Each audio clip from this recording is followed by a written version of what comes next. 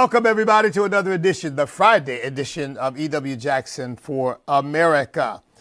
I'm speaking tomorrow at the Tea Party Summit for the state of Virginia in Richmond, Virginia. Just talked to my good friend Nelson Velez, who heads up the Tea Party. I'll be there tomorrow morning. Let me see if I have, because this was kind of a last-minute thing, but I'm going to be at 5501 Eubank Road. It's actually Sandston, Virginia, which is right outside of Richmond.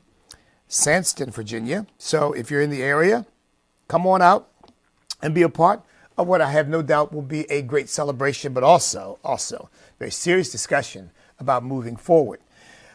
So that's tomorrow morning. I'll be there. I'm speaking at about 10 o'clock. So that's tomorrow, Tea Party Summit at 5501 Eubank Road in Sandston, Virginia.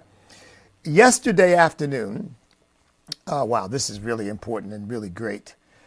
We have started something called the Stand Fellowship. It is a fellowship of Christian leaders who are taking a stand, but we don't want them to stand alone. So we've created the Stand Fellowship. We're going to be having monthly conference calls. This is, of course, by invitation only, but you are certainly welcome to join. There is a joining process. You can go to the website at standamerica.us. Sign up for the Stand Fellowship. There's individual memberships, so you can join as an individual Christian leader. We are asking that this be reserved for Christian leaders, but you don't have to be a minister. But maybe you run a business. You're a Christian. You run a business. You're a Christian. You have a Christian ministry or organization that you run. So we are looking for Christian leaders for this fellowship. So go ahead and put in your application if you qualify, and we'd be happy to have you. We are seeking to grow this, but we had a tremendous conference call yesterday, a tremendous conference call. It really was. I was inspired by it. And we got some wonderful people that have joined themselves to Stand and to me, and we are playing a role. You know, we can maybe get the high profile recognition from a Fox News or others. But I'll tell you, we are playing a role in helping to call this country back to its first principles, back to God, back to true liberty, as the founding fathers envisioned it, true freedom of speech, true freedom of religion. So if you want to be a part of that, go to standamerica.us. Let me also say, since it's Friday is some of my finance day. It takes money to run this organization. And I want to thank all of you who are contributing on a monthly basis as Patriot Partners to do that. I want to tell you that we have an ongoing offer for Patriot Partners. If you sign up to be a Patriot Partner at $25 a month or more, I will send you a free signed copy of my book. And by the way, I've got a new book coming out next year called One Nation Under God. And I'm very excited about this. And as a matter of fact, I'm working on the forward to it now. But we're going to then fold that right in. So that's going to be for new Patriot Partners. So to new Patriot Partners next year, I have a new book. I'll give people the choice. They can either get Sweet Land of Liberty or they can get One Nation Under God. Either one will be available to them. So, but join with us in whatever way you can. And by the way, you don't have to be, it doesn't have to be $25 a month. It can be $5 a month. It can be $10 a month, whatever God lays on your heart or whatever you feel you can afford. We have Patriot Partners who give as little as $5 a month, and we have Patriot Partners. As a matter of fact, I just realized something too. I haven't seen some of those checks that we changed our address, by the way, folks. Let me get into that here just briefly. I don't want to spend too much time on that. But anywhere from $5 a month to $2,000 a month. That's the range of our Patriot Partners. So they're of course, most of them are probably in the $25 to $50 range, most of them. But we have those who give less, and we have obviously those who give more. My wife and I are Patriot Partners for Stand, and we certainly give more than the minimum, because I always say you can't ask others to do what you're not willing to do yourself. If you all notice on when we have our Stand Awards dinner, my wife and I are always sponsors. That's real sponsorship. That's real money that we give to the organization in order to be sponsors for our dinner. Because again, I don't reach out to sponsors and say, "Will you do it?" if we're not willing to do it. I thank God we're able to do it. So we usually come in at about $10,000, about $10,000 contribution to the dinner. And we are monthly Patriot partners to the organization as well. Just want you all to know. I don't believe in working with any organization, supporting any organization, and not giving. So I don't just do work for AFR, for which they compensate me, but I give to AFR. I give to Andrew Womack Ministries. I give to those ministries that I believe in, and particularly ones that I'm directly working with. I mean, that I just can't. I couldn't imagine not doing that. Particularly, I participated in Share-a-thon with American Family Radio. How can I go on the radio and say, give to American Family Radio, and then I don't do it? That doesn't make sense to me. And likewise for Stan, likewise for my church. I cannot take up an offering or ask people to give to Stan, and then I don't do it. And I'm the CEO, and I'm trying to run the organization and asking people for money, but I don't give money. I mean, that to me doesn't wash. So, but it takes money to run this organization, and anything you can give, it would be appreciated. As always, and this is not a throwaway line or something I say because it sounds Christian to say it. I say it because I really mean it. Please pray for us, because we really do want Stan to go to the next level, and we're not there yet. We want to go to the next level, meaning I want to be able to look 2 or 3 years down the road, because we've got enough money in the bank that I'm not looking for I'm not looking to raise money quarter to quarter merely, but I'm looking down the road. I'm raising money like right now. I want to be in a position in the normal course to be thinking about our budget for 2026, not 2025. In Christian conservative activism, I want Stan to go on in perpetuity. And in order to do that, we've got to have a strong financial base. And I really believe that the key to that is the grassroots giver. We just don't have enough of them yet. We've only got, I'm not even going to give you a number, because we've been so all over the place with that number that it's exasperating to talk about it, because I thought we were at one place and it turned out we were at another place. But at any rate, we do have over 200 Patriot partners a month. But my goal is 500, and we have not been able to get there. I think the economy got in the way, COVID got in the way. But that's where I want to get to. I want to get to 500 Patriot partners. By the way, by email, by electronic givers. I want to get to 20,000 national donors through direct mail. But we don't really have a direct mail We don't have a direct mail campaign yet at all, because they're so costly to start, and you have to invest so much money up front in the normal course to get them going that it is really very difficult.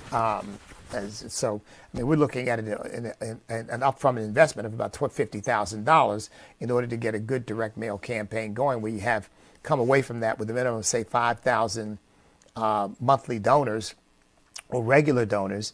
But then you build on that. You go to 5,000 to 10,000 to 15,000, 20,000, maybe more. I mean, there are organizations with 1 million donors. And of course, you know how well they're doing. They've got 1 million people giving 5, 10, 15, 25 bucks a month or several times a year. And, the budget of the organization is met, not leaving aside all whatever major donors, people who will give 100,000, 250,000, 500,000, 750,000, 1 million, 2 million, 5 million bucks to the organization to help it be stable.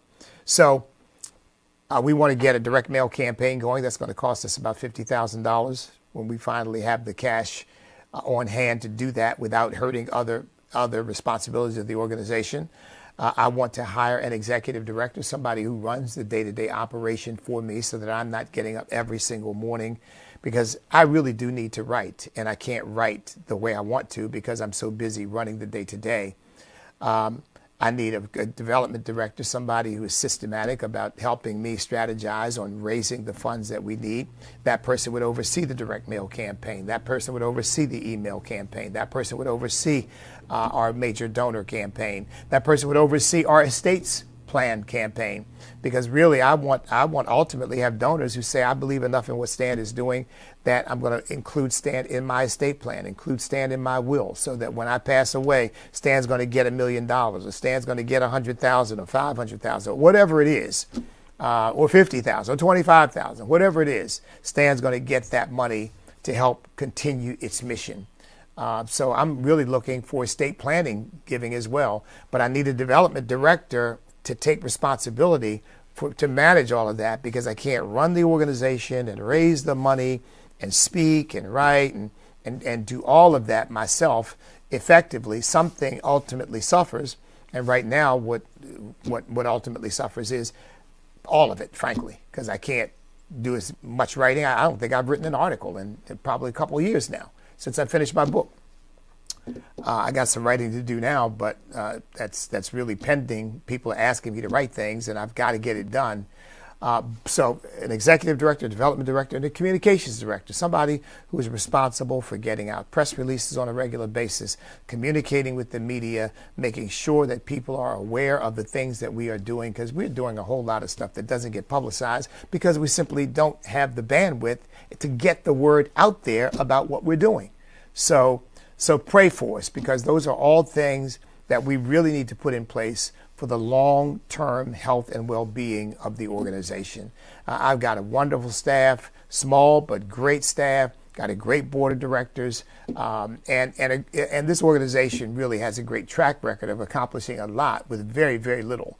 So compared to comparatively speaking, I should say, I'm not interested in comparing myself to other organizations, but comparatively speaking, we've accomplished a great deal with very, very little. And I really believe that the best days for Stan are yet to come. So pray for us, please, because we desperately covet your prayers. Because we, as I say all the time, prayer will produce resources, but resources can never substitute for prayer. Okay? All right. So whatever you can do to help us, do it. Maybe you're already a Patriot Partner. You're already giving on a monthly basis. Maybe before the end of the year, since we're coming to the end of the year, for tax purposes or what have you, you might want to give an extra gift. I know I'm thinking about that myself, because when the tax man cometh, so I know I'm thinking about I'd rather give money to Stan, to the church, to other organizations that I support than to give it to Uncle Sam. So I'm certainly thinking about that. Maybe you are too. And if you are, please include us in your plans for what you're going to do with regard to year-end giving. Okay. All right. Well, we've got that out of the way. Let me get to the issues of the day.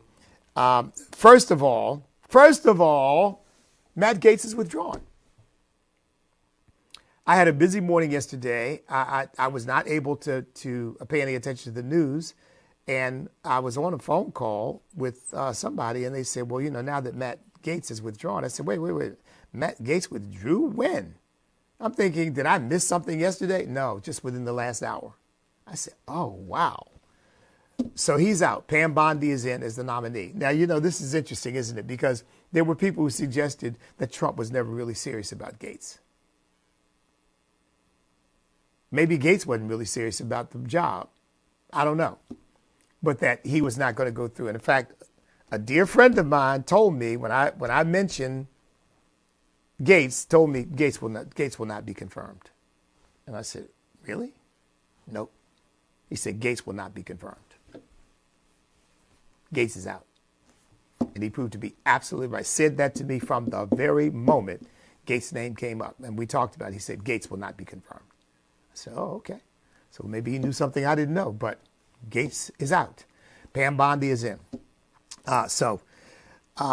Look, I don't know what was going on behind the scenes there, but President Trump has a new nominee who has extensive experience as Attorney General of Florida. Apparently served 2 terms as AG of Florida, so she understands that job. So as far as I'm concerned, she's the perfect nominee. And I expect that she will be confirmed. So let's get to the next controversial nominee, because I have been wondering myself what Pete Hegseth was going to to garner in terms of attacks? What angle are they going to come from? Because there's never been any scandal surrounding him as far as I knew. Well, they've found the angle that they're going to go after him with. And apparently, I didn't know this. I guess this was kept fairly quiet. But his orders to help in the Washington, D.C., I think this was actually during J6 to help the National Guard to maintain order. Those orders were rescinded because somebody brought an accusation against Pete Hegseth that he had a tattoo on his chest that represented white supremacy, that Pete Hegseth was a white supremacist. So the commander of his National Guard unit was told this by one of the other officers. They made a summary decision to rescind Pete Hegseth's orders, basically smearing him as a white supremacist. Now, I don't know Pete Hegseth. I met him on one occasion or two. I think I met him once and talked to him. I met him at an event. I think it was a Salt and Light event in North Carolina a couple of years ago. And he and I talked. He had his book there, and we shared a little bit. And in fact, he was there. Judge Jeanine Pirro was there. So we had a couple Fox people there, a couple of the real staunch conservative Fox people there. And I got a chance to chat with both of them. I was surprised to know they both knew they both know who I am, because I mean, I didn't have any reason to think they would. I guess, I don't know. But they also gave me the very clear impression, folks, that Fox News knows who I am. And they're not having any of this. And I think, again, I know why. I think the primary issue, obviously, is the SPCG mafia, the sexual perversion, child grooming mafia that's on the inside of Fox. And, they bury into these organizations and corporations like termites. Forgive me, I don't mean to dehumanize them, but I'm trying to use an analogy. And they just eat away from the inside. And they have a lot of control and a lot of influence because, of course, they're very vocal and they get hysterical and, you're right-wing crazy and this, that, and the other. And remember, they have homosexual commentators on Fox News. And as I've said before, Guy Benson, most of the time, I agree with much of what Guy Benson has to say, with much of it. But Guy Benson is a homosexual. He's married to a guy. He's living in sin, and he's living in rebellion against God. Now, I'm not going to go on Fox to talk about that. They wouldn't have me on Fox to talk about that. But I guess knowing that that's my viewpoint on him and anybody else, because I'm coming from a biblical worldview, I think, and I've expressed that viewpoint rather vociferously, because I'm trying to save the culture from being turned into Sodom and Gomorrah. In fact, I think I shared with you all, I looked at there is a Prager University, they do these little videos, vignettes with Guy Robinson saying, I'm conservative, I'm gay, and I'm a Christian. Well, you're not a Christian. You're lying to yourself. You're not a Christian. You are a reprobate. Because you can't live that lifestyle and express your pride in it. This is who I am. And then say the same, but I'm a follower of Jesus Christ. You're not a follower of Jesus Christ. Any more than you can say, well, I'm a proud adulterer. I'm a proud thief. I'm a proud liar. I'm a proud murderer. I mean, that's like, to me, an abortionist saying, I'm a Christian. I kill babies every day. And it doesn't bother me. God approves. Well, no, he doesn't. God may be like this. God may be a baby killer. No, he didn't. So, obviously, that and who's the woman who appears on Fox regularly? And again, I don't have anything personal against these folks. I don't, on any personal level, dislike them. I wouldn't want to hurt them in any way. But homosexuality is sin. Period. It doesn't matter whether you're conservative or liberal. If you believe that, you're wrong. And you're going to bust hell wide open if you don't repent and ask God to deliver you from those perverse desires that drive you into that perverse lifestyle. See, that's what I mean. Things like that. At any rate, I'm going to keep telling the truth. And, you know, if I'm never invited on Fox again, in spite of that, well, so be it. I'm going to leave that in the hands of God. But I'm more concerned about standing before God than I am about standing before Fox. I'm not concerned at all about that. I am concerned about standing before God, and I'm not going to tell God, well, Lord, I didn't want to tell the truth about that because, you know, that would have messed me up with Fox News. And of course, there may be others call themselves conservatives who don't like a person like me who expresses the strong biblical position. But so be it. At any rate, leaving that aside, that was a little rabbit trail, so forgive me for that. So Pete Hegseth is now being attacked, and the attack is coming from the direction I didn't see because I didn't know anything about it. Apparently, he's got a tattoo on his chest that somebody saw. It's apparently a cross on his chest. I don't do tattoos, by the way, folks. Don't have a single one on me, but I won't get into that. But somebody saw it and said that tattoo represents white supremacy. And so people who saw that tattoo, I think two of them, complained about Pete Hegseth, and his orders on one deployment were withdrawn because they considered him to be a security risk. Now, Pete Hegseth talks about this in his new book, The War on Warriors, which I have not which I have not read. Behind the Betrayal of the Men Who Keep Us Free. Oh, that's right. He was supposed to be. He was supposed to be on guard during the inauguration, and they say you and I brought to the inauguration because they dubbed you an extremist. You got flagged by two soldiers who had been trolling your social media. They saw your tattoo, and the tattoo was what they flagged you on. Pete Hegseth says the cross. They told him the cross on your chest was determined to make you an extremist and domestic threat. That cross, they determined, is a tattoo of a white nationalist extremist. Now, Pete Hegseth says, no, that cross is the Jerusalem cross, which represents, quote, Christ's sacrifice and the mission to spread his gospel to the four corners of the world. There's one large cross in the middle and four smaller crosses at each corner. He said, and that part of the coat of arms after AD 1203 and 104 and 104-year reign of Jerusalem kingdom.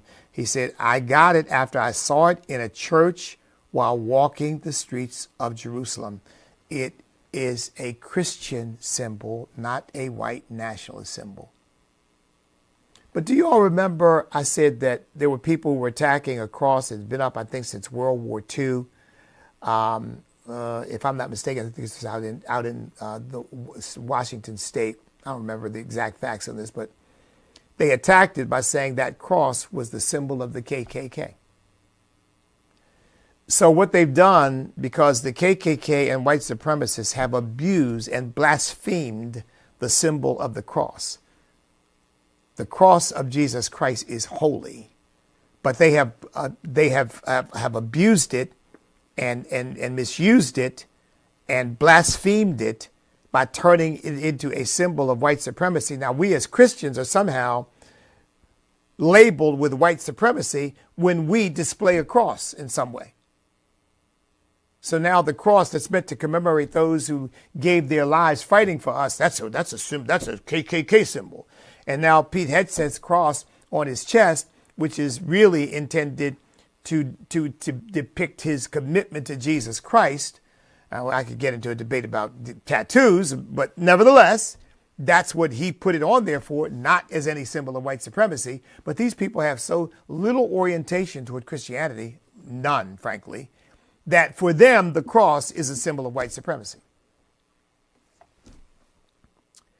And Pete Hegseth had the National Guard commander, Major General William Walker, who got an email with a photo of Hegseth's tattoos, who then made the decision that, yeah, this is a problem. He's a white supremacist. By the way, there were two commanders involved in this. And they were both black. So apparently, like many in the military these days, imbued with wokeness, instead of talking to the man and saying, well, listen, somebody complained about the tattoo on your chest, explain it to me. No. Well, somebody's accusing him of being a white supremacist. It must be true. So,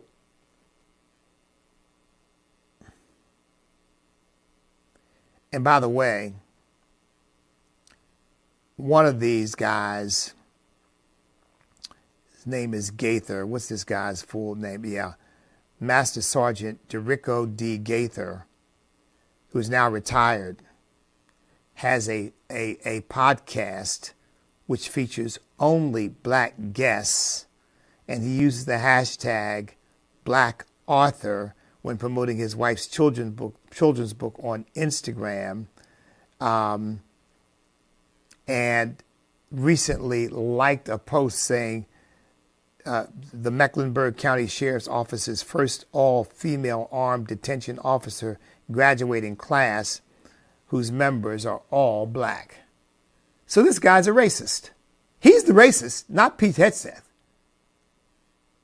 And this stuff is just utterly ridiculous. And you smear this man with a terrible, terrible thing to say about somebody, because we associate it, rightly so, with hatred and violence and the desire to do harm to other people based upon the complexion of their skin, which again, to me, that is about as absurd and as about irrational as it gets. But guess what? You only get called on that, okay, or even accused of that, wrongly accused of that, if you're white. If you're black, you can engage in all kinds of black supremacy and white discrimination, and that's okay. Because after all white people are oppressors and all black people are victims. So the former lesbian mayor of Chicago can say, I am not talking to any reporters but black reporters. Well, you're a government official. That is a violation of the Constitution of the United States and probably a violation of multiple laws, but you get away with it because if a white mayor tried to do that to black reporters, there would be a hue and cry heard, and rightly so, heard throughout the land that would shake the rafters. By the way, I'm free associating here a little bit, but let me bear with me, because I've been meaning to say this for a while, and this is the first time it's actually come out. Do you think that if Daniel Penny on that subway had been a black guy and the person acting up had been a white guy and the black guy put the white guy in a chokehold and he died, do you think the black guy would have been prosecuted? I don't. I guarantee you he would not. And by the way, if the guy put in the chokehold were white, and the guy doing the chokehold were white, and the white guy killed another white guy, do you think he would have been prosecuted for that? Nope. And what are they saying about Daniel Penny? He's a white supremacist. Well, why wouldn't he be? He's a Marine. We know most military has been infiltrated with white supremacy, right? This stuff, look, racial obsession syndrome is a sickness that runs through the left. But the idea of being obsessed with people's outward appearance is about as ungodly and as unbiblical and as unrighteous as you can get. Because God has made clear on numerous occasions in scriptures, he does not look at the outward physical appearance. He looks at the heart. And that's what we ought to be doing. In fact, that's what Dr. King said we should be the goal, right? To judge one another, not by the color of our skin, but the content of our character. And I add really to that we should all be evaluated on the basis of character and competence and nothing else. Character and competence. What kind of person are you, and can you do the job that's required? And you should be compared with others based on nothing else. Can you do this job better than others or better than most? Which has nothing to do with your skin color. But, you know, if oh my goodness, if you're Pete Hegseth and you got a tattoo of a cross on your chest, suddenly you're a white supremacist. If you, once again, just think about this. If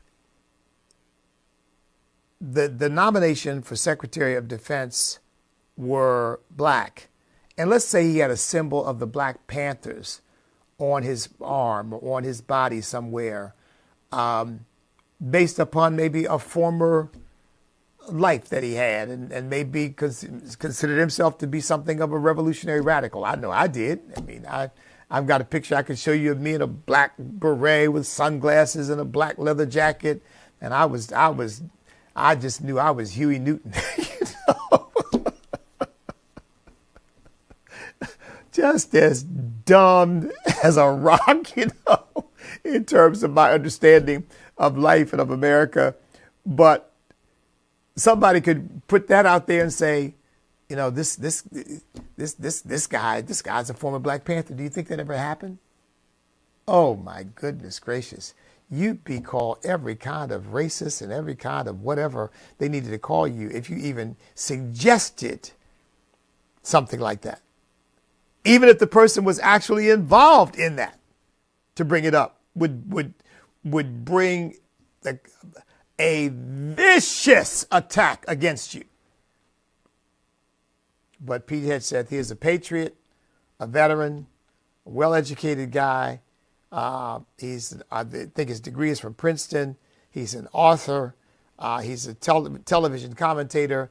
He's a decorated veteran, combat veteran. And he's got a tattoo of a cross on his chest, which depicts his commitment to the Lord Jesus Christ. And suddenly he's a white supremacist. I don't know to what extent these Democrats, I did read, thank God, one article by a Democrat who said, you know, people, who knows Pete Hegseth, by the way, who said people need to, he said Democrats just need to stop this insanity. They just need to stop it. He said Pete Hegseth is no more a white supremacist than, you know, and then he used some comparison. He said, but that is utterly ridiculous. And this is coming from a Democrat. That is utterly ridiculous. And by the way, he said, just because you oppose DEI doesn't make you a white supremacist. I oppose DEI. I oppose DEI.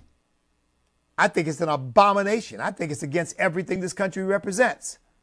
It's Marxist. Does that make me a white supremacist? Well, according to some, yes. Right? As I've said many times, you haven't lived until you've been called a black white supremacist. You know? But that's how absurd this stuff gets. I trust Pete Hegseth will be confirmed, and this nonsense will not hinder his confirmation, and President Trump will get his pick.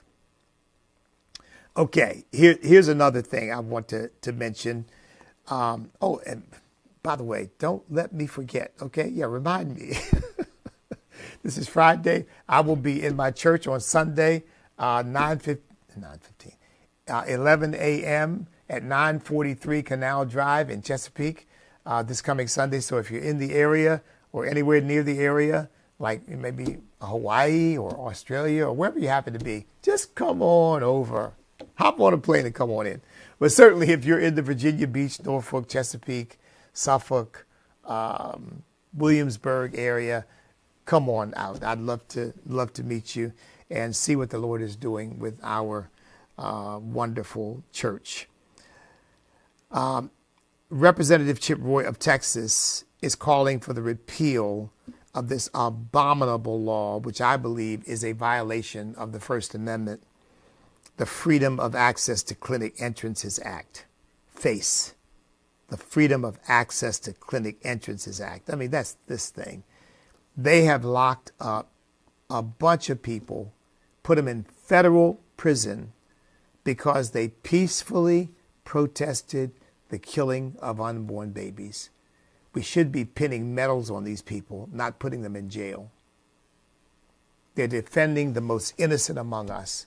They're defending innocent human life. And they should not be put in prison. They should be rewarded for their courage and their willingness to put themselves on the line. I heard Steve Bannon speak at an event I was at last week. And Steve Bannon said he met some of those people in Danbury Federal Prison. People, he said, little old ladies put in prison because they are protesting the killing of unborn babies. They're protesting murdering the innocent. It's utterly ridiculous. So I hope that the House and the Senate takes this up and repeals this law. I've got to believe that at some point, somebody, if it's for whatever reason not repealed, and they've only got a couple of years to get this stuff done because we don't know what's going to happen to the House in 2026. It's not looking good right now based on the seats that are up for grabs. But they've got to do something about this and some of these other urgent matters.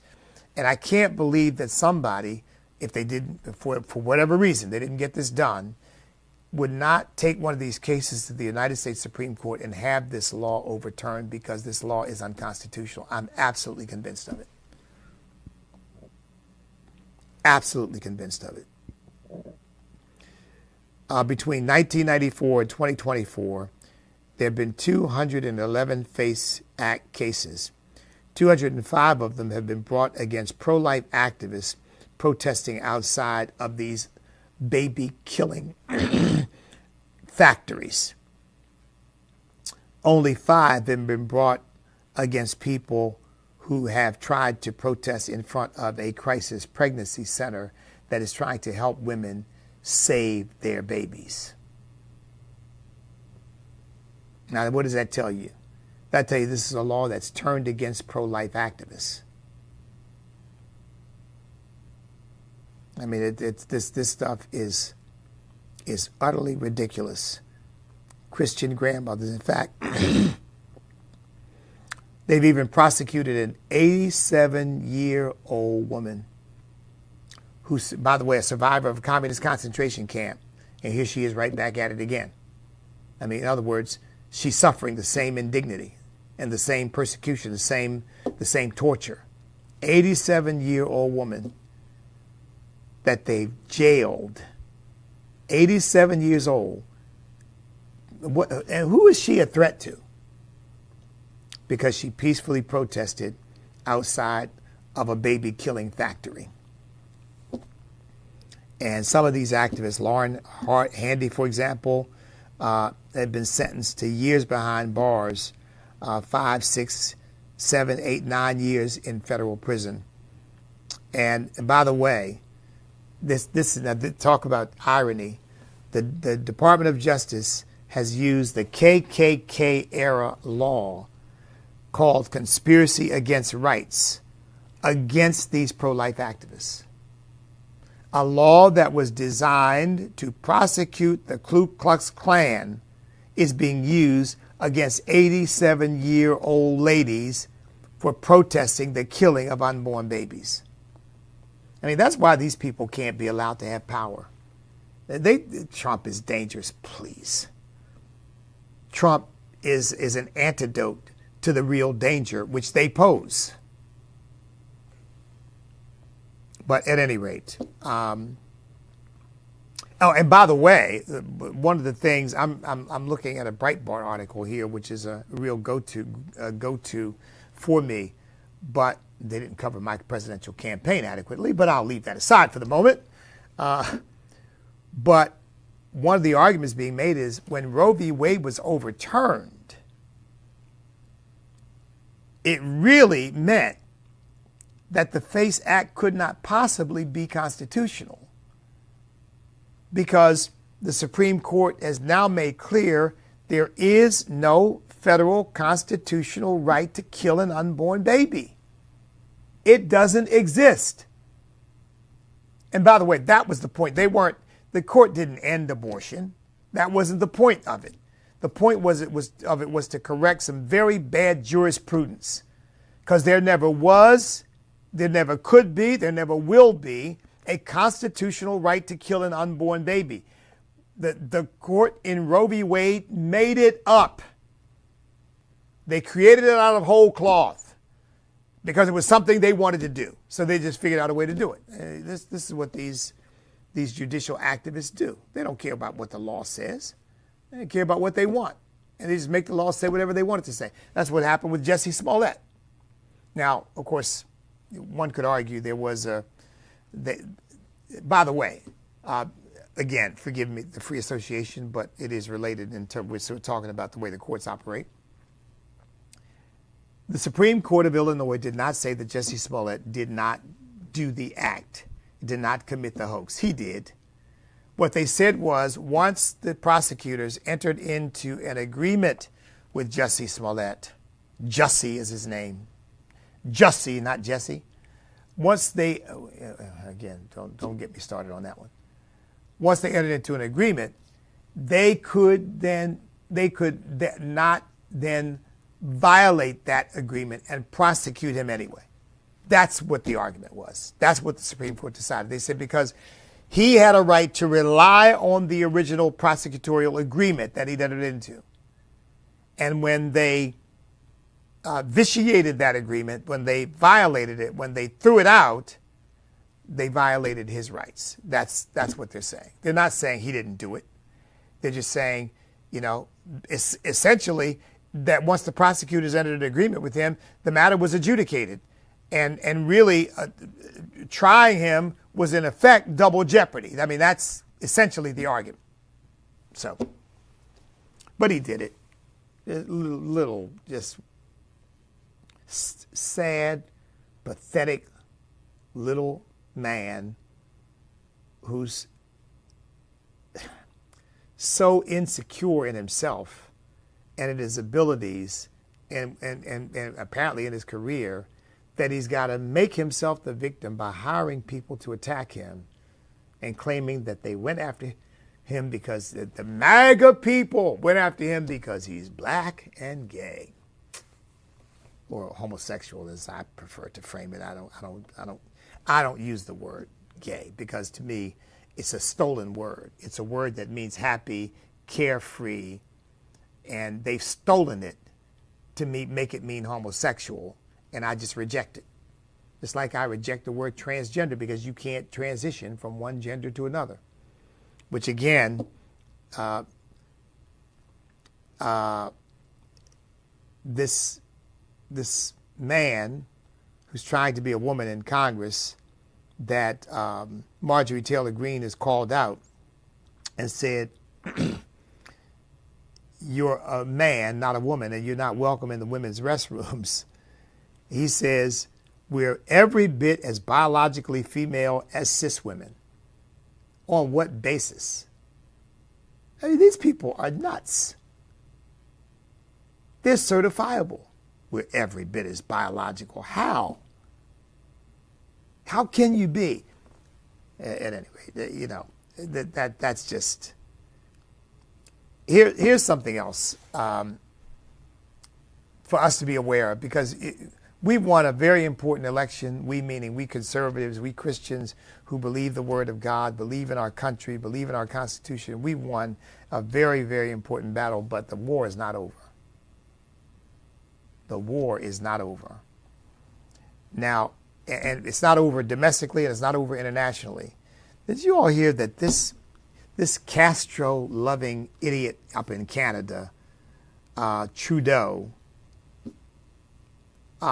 has said if he has the opportunity, he will arrest Benjamin Netanyahu on the International Criminal Court's orders.